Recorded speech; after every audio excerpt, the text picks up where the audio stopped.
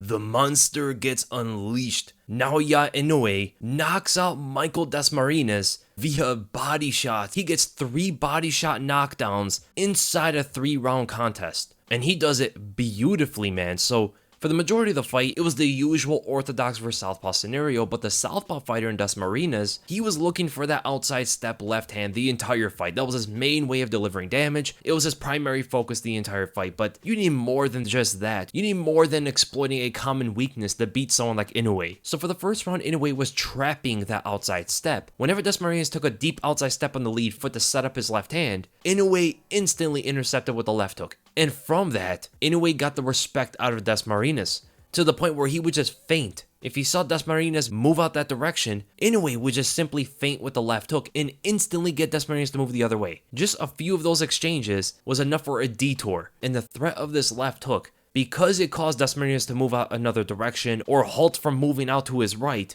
it gave so many more openings for Inoue to attack on. For one, he would just have to feint with that left hook, get Dasmarinas to stop moving out to his right, get him on the center line, and in pursuit, Inoue would get him to back up and he'll be able to connect with the right straight, using his orthodox advantage over the southpaw. And one important factor you have to know about the respect from this left hand was that it conditions Dasmarinas later in the fight to fall into the left hooks to the body instead.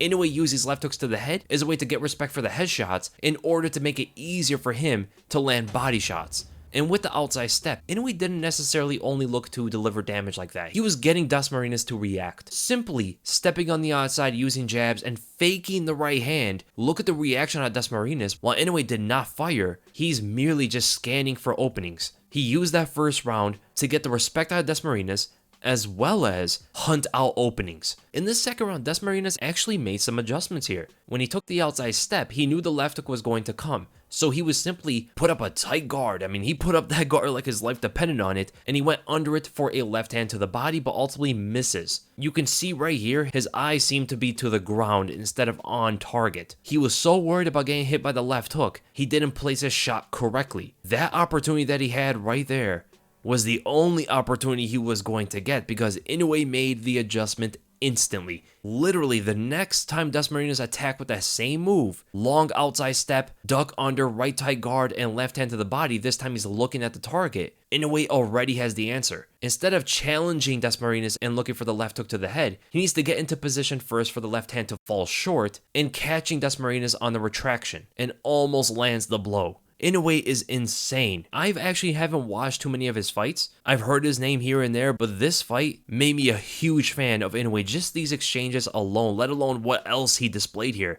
such as his sniper-like precision. I mean, the placement of some of his jabs on the opposite stance fighter was mind-blowing to me. A lot of people seem to have missed it. So as Dasmarinas goes and attacks with a jab with his longer reach, look at this tight space Inoue is able to get his jab in, right in between the gloves, past the jab of Dasmarinas while having the inside foot. You do not see boxers landing a jab like this. And he does it multiple times in the fight. I mean, the guy's just showing off at this point. I rarely ever see even some of the most elite boxers land shots in tight spaces like that. Not only that, look at the way Inoue throws his right uppercut straight hybrid of a punch. He has palm inward when he throws this. In other martial arts, this is called a vertical punch. Something you see out of karate, something you see out of taekwondo, kung fu, wushu, a bunch of different kind of martial arts use this kind of punch, and Inoue brought it into high-level boxing. Maybe there's other boxers that have done it as well, but this is a very interesting form to have in your right hand, attacking from a distance like this.